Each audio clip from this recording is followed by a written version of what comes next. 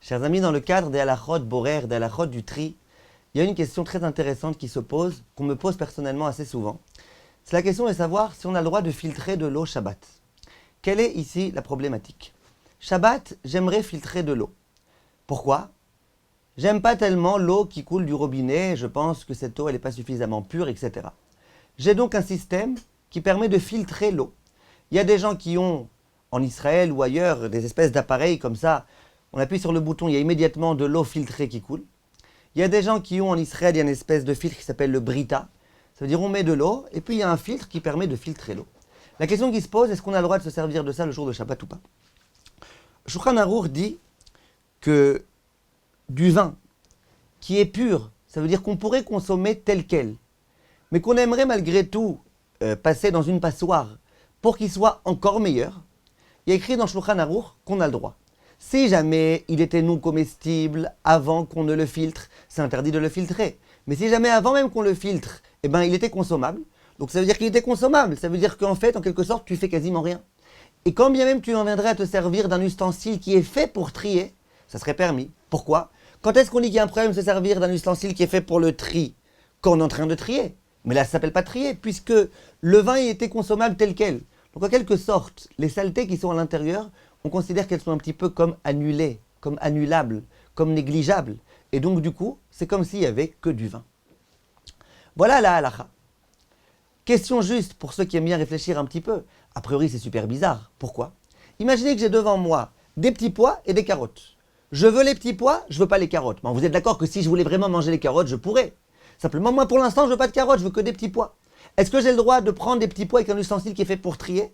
Ou est-ce que j'ai le droit de prendre les petits pois et de les séparer des carottes pour dans 5 heures? C'est interdit, ça s'appelle borer. Or là, tu me dis, ouais, mais tu sais quoi? Tu me dis, puisque tu peux boire les petites saletés qui sont à l'intérieur du vin, hein, donc du coup, ça s'appelle que tu tries pas. Mais pourquoi? Dans l'histoire des petits pois et des carottes, je pourrais très bien aussi prendre les petits pois et les carottes. Et pourtant, quand je sépare l'un de l'autre, tu me dis que ça s'appelle trier. Question très forte. Sur ça répondent les poskim qu'il y a une grande différence. C'est que dans le vin, les toutes petites particules infinitésimales qui se trouvent à l'intérieur, elles n'ont pas d'importance en tant que telles. Donc d'une certaine façon, elles sont subalternes, elles sont annulées par rapport au vin. Donc du coup, c'est comme si j'avais que du vin. Je peux considérer tout cet ensemble comme étant du vin. Mais dans les carottes et les petits pois, tu ne peux pas me dire que les carottes elles se sont transformées en petits pois sous prétexte que je peux les manger. Donc là, tu as deux choses distinctes. Deux choses distinctes, c'est un problème. Revenons-en maintenant à l'histoire de l'eau. J'ai de l'eau. L'eau du robinet, avouez qu'elle est comestible. Tout le monde, à peu près tout le monde, est capable de boire cette eau. Simplement, on préfère la filtrer pour qu'elle soit meilleure, qu'il y ait des minéraux qui s'introduisent à l'intérieur, etc., etc.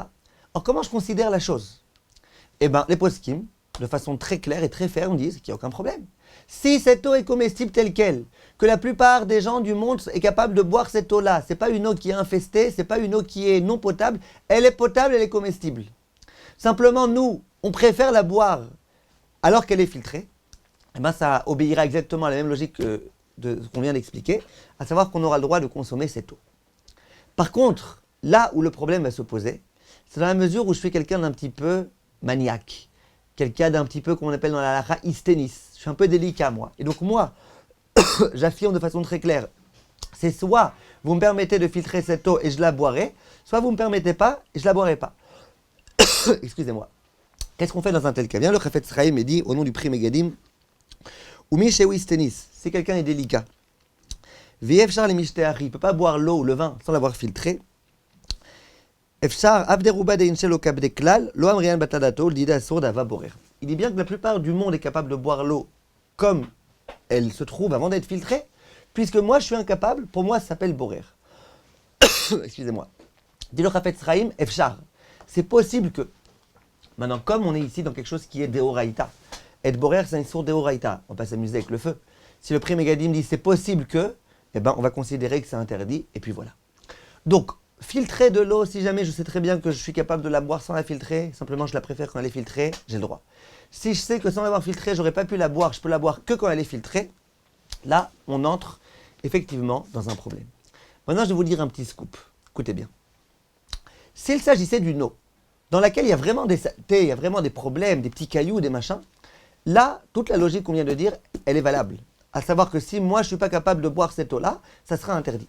Maintenant, prenons la réalité d'aujourd'hui. Filtrer de l'eau, ça veut dire une eau telle qu'on la connaît, l'eau qui sort du robinet, nous on aimerait bien la filtrer Shabbat. Et je sais que personnellement que moi-même, j'arriverai pas à la boire.